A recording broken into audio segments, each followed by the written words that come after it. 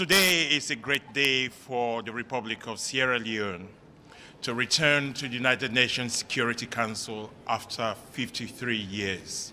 Today is a great day for this small but progressive, confident country, a country that has made the transition from war to peace, a country that is regarded now as a successful case of post-war peace building and reconstruction, a country that has been used by the United Nations as a very example of what multilateralism and partnership can do to bring peace, security, and stability to war-torn countries.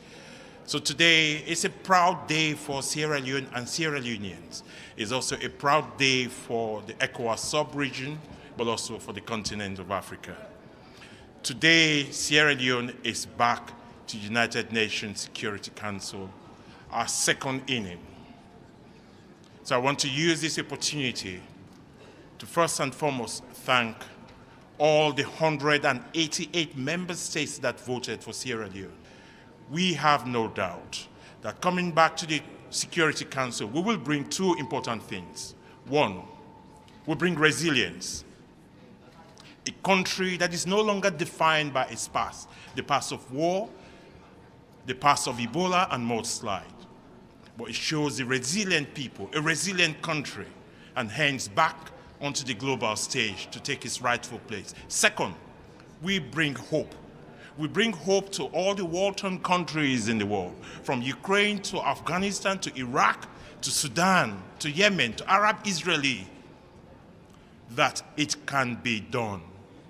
Sierra Leone is a living example of resilience and hope. And make no mistake, when we are there, we will promote our 7 strategic priorities. And I'll be happy to take any questions. Thank you. Mr. Minister, James Bays from Algeria. The war in your country is a recent memory. I was there in Sierra Leone during wartime.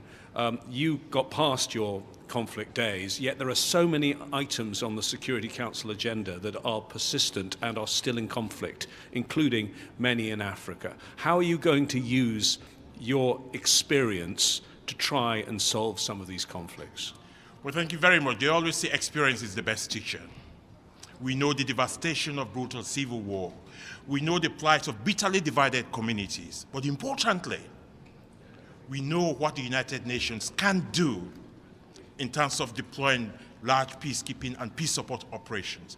So it is that unique experience that we are bringing to the United Nations to address and to speak to some of the frozen conflicts that are long forgotten, to say, look, we can do something about it, especially in the continent of Africa, and share our experience of how we can begin the process of peacemaking, peacekeeping, peace support operations, but importantly, how do you reconcile bitterly divided communities when the guns fall silent?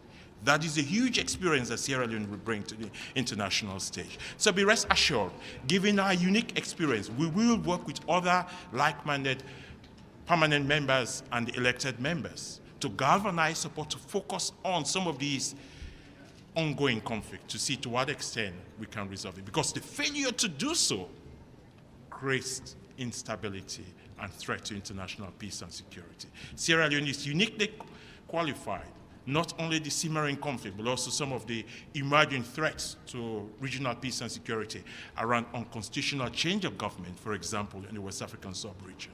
Our president, Dr. Julius Maada Bio, is the only president in the world who has that unique experience of having successfully handed over power to civilian government as a military leader in 1996, coming back after 20 years as a democratically elected president.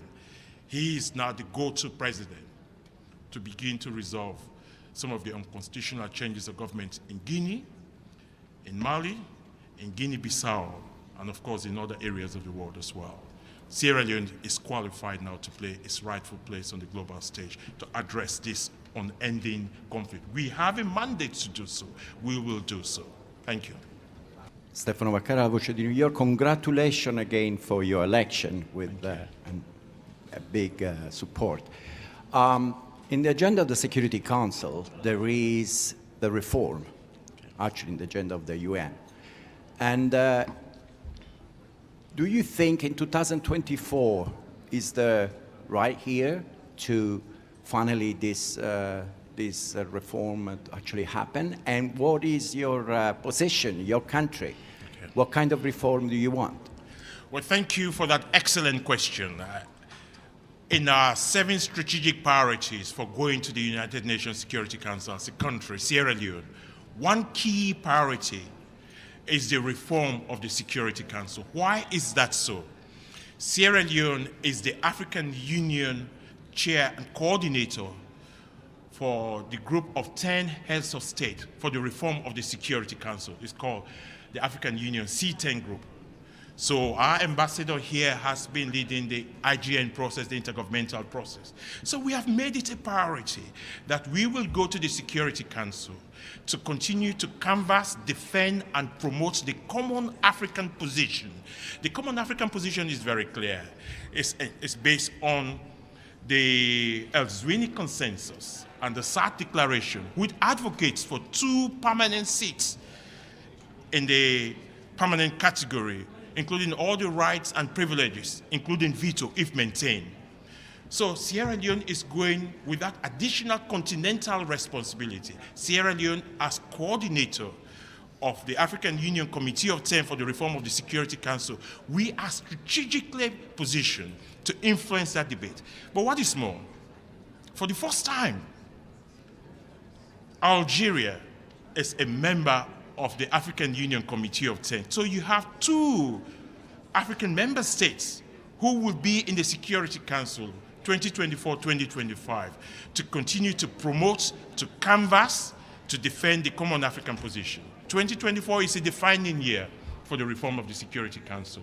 We know that the gatekeepers will never allow it to be a smooth process. But what is positive, that all the 5 permanent members have indicated President Biden in the US-Africa Summit, and before that, the UNGA Summit in September last year, he has made a commitment that now is the time to reform the Security Council, to bring on board regions of the world that have been isolated, including Africa.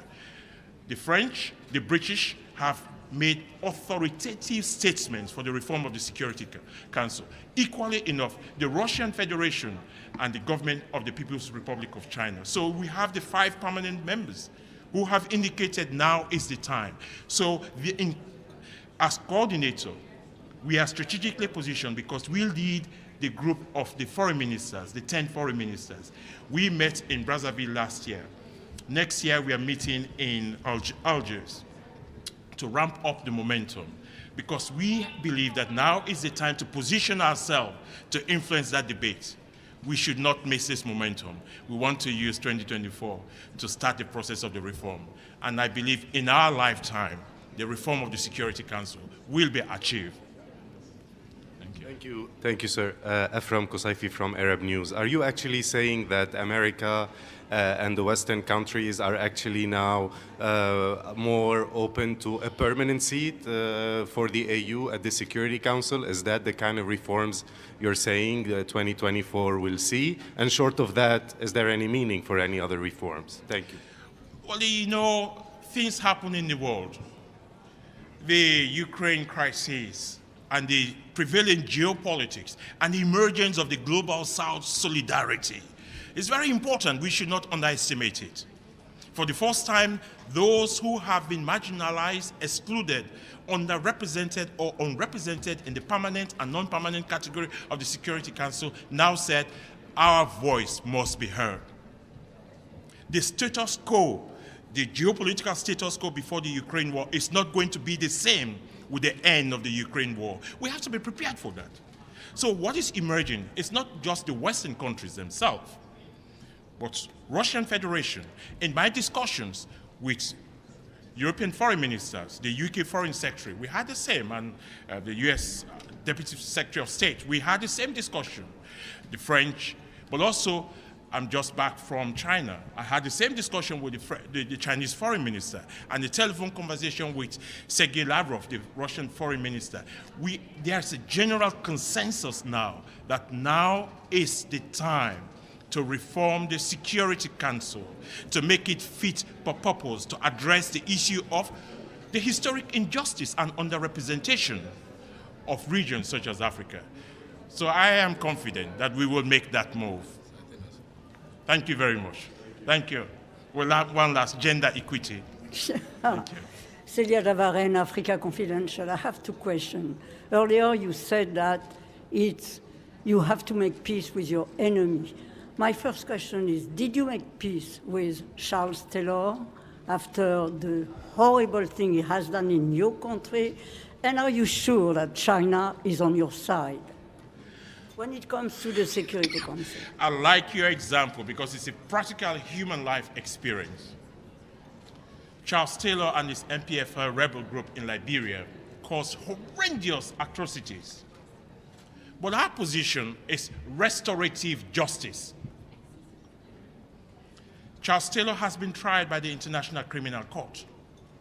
That's retributive justice. By the end of the day, he has been tried. He is in the prison somewhere in England. But we, Sierra Leoneans and Liberians, have to live on a daily basis of social interaction. We cannot allow those who bear the greatest responsibility, who have already been taken, retributive justice have been meted out to them. That is one aspect. We have to restore peace, security, and stability between the neighbors. So yes, today, Sierra Leoneans and Liberians live in peace. Secondly, we have made a determination in the sub-region, never again. Accountability. Impunity is a thing of the past. So we will continue to promote that. But we work with all other major players of the world.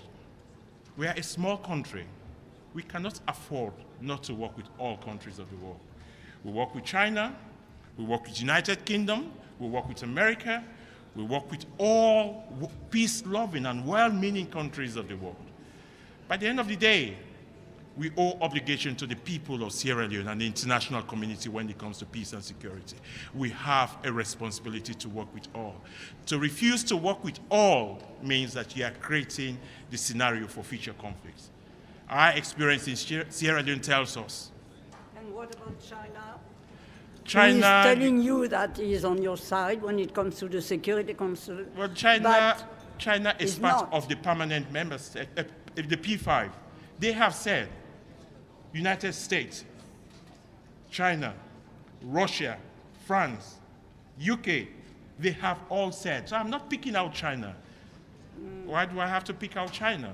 There's no reason to, because UK has said the same that China has said. America has said the same that China has said. France has said the same that China has said. The word of the dialogue of the deaf is no longer possible as we move in the post-Ukrainian crisis. For the world to be a safe place, the emerging status quo is going to be different.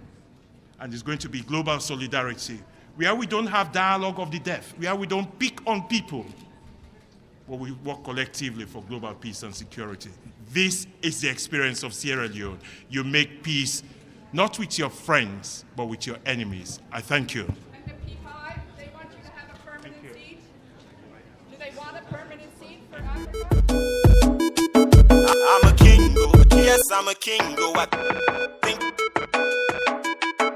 I'm a kingo.